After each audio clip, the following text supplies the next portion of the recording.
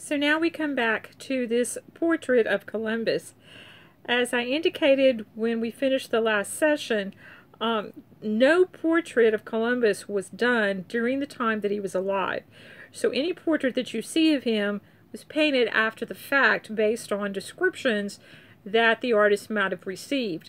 One of the primary descriptions that we have of Columbus comes from his son Fernando, but unfortunately Fernando was a notorious liar. So we really can't be certain that the description Fernando left is actually accurate. So this image of Columbus may not be accurate at all.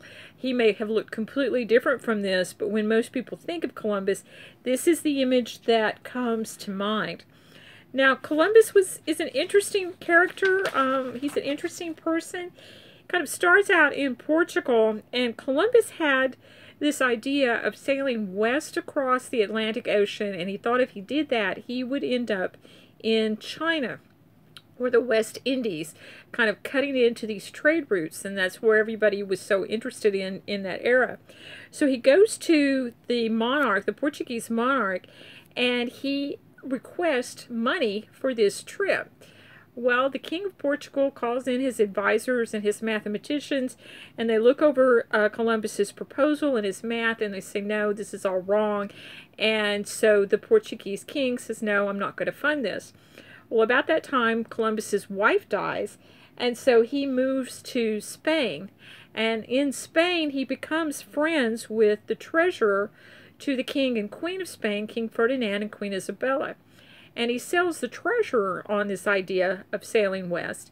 And the treasurer is going to go to King Ferdinand and Isabella and will sell the idea to them. We are now in 1492. Now, part of the reason, in fact, the main reason why the king and queen could do this, because in that year, they had finally succeeded in pushing out the last remnants of the Muslim armies that had been there. If you recall, I mentioned early on, Spain had been captured. Well, in 1492, Ferdinand and Isabella are able to drive the last remnants of those armies out, and they unify the country under their power. So they now have some money that they could use for something like this, that had that fighting still been going on, they would not have been able to do it. So in 1492, they agree to fund an expedition.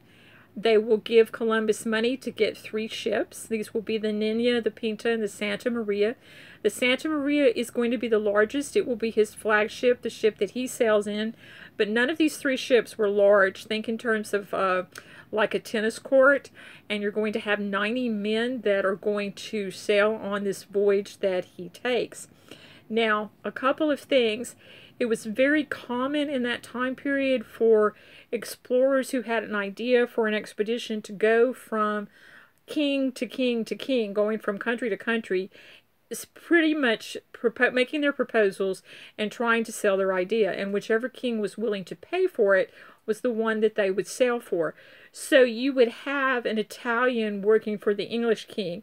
You would have someone who was from Portugal working for the Spanish king. That was all very common. It was simply a matter of trying to find whoever would be willing to fund an expedition. It wasn't cheap to come up with ships and sailors' salaries and supplies. You had to have the monarch behind you. So they would basically go and try to sell their ideas and see if somebody would be willing to back them. So it's not unusual that Columbus came to Spain after striking out in Portugal. The other thing is Columbus is often said that he was the first to discover or decide that the earth was round. That is not true. Ancient Greek astronomers 2,000 years before that time period had pretty much determined that the earth in fact was round, and that theory was being taught in European universities during Columbus's time.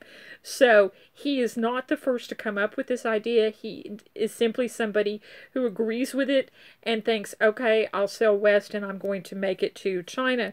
His math was off by quite some distance. Had this hemisphere not been here, he would have died at sea, or his men would have probably seriously mutinied, and they would have gone back to Spain. So fortunately for him, he is going to stumble upon this hemisphere, and it will save the day for him. October 12th, 1492, land is sighted, and they have now hit the New World. Now, this is when it gets interesting, because Columbus, even though he's actually going to make 4 voyages over here, most people think he only came once, but he actually came 4 times. Even though he came 4 times, Columbus never acknowledged, never realized, or seemed to realize that this was a new world, new to the Europeans, that he had come across. He continued to believe that he was in the West Indies, that he was on the outskirts of China, and he kept sailing, trying to verify that, trying to prove where he believed that he in fact was. That was part of the reason that when he encountered native peoples on that first voyage, because he assumed he was in the West Indies, he named them Indians. It made perfect sense to him at the time. Now, because he never acknowledges that, never seemed to realize what had happened, this is part of the reason, one of the main reasons why this area is not named for Columbus. He does write up his discovery. He writes up what he sees and what has gone on, and it's in reading them that a man named Amerigo Vespucci, who was a merchant and a trader, who is also going to be a bit of explorer, he reads these accounts written by Columbus and others, and comes to the conclusion that this isn't the Indies, it's not China, it's a whole new world that Europe didn't know anything about. And he writes a letter to that effect, which gets published in a booklet by a man named Martin Waldseemüller.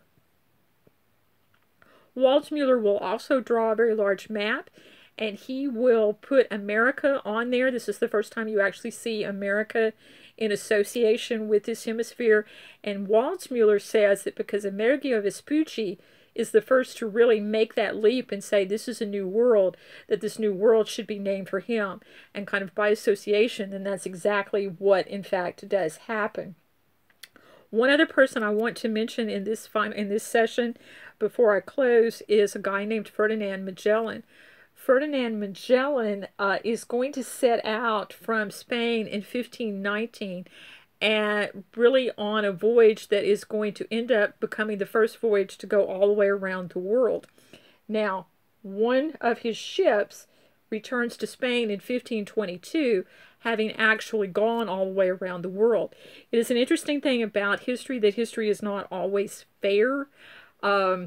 Even though Magellan died in a fight on the Philippines on this trip and didn't actually make it back to Spain, he is given the credit for being the first man to go around the world, when in fact it should have been his second in command, his engineer, Sebastian Delcano, who actually brought that one ship back and should have gotten credit, but Delcano's name has really kind of gotten lost in history, and Ferdinand Magellan's is the name that is remembered.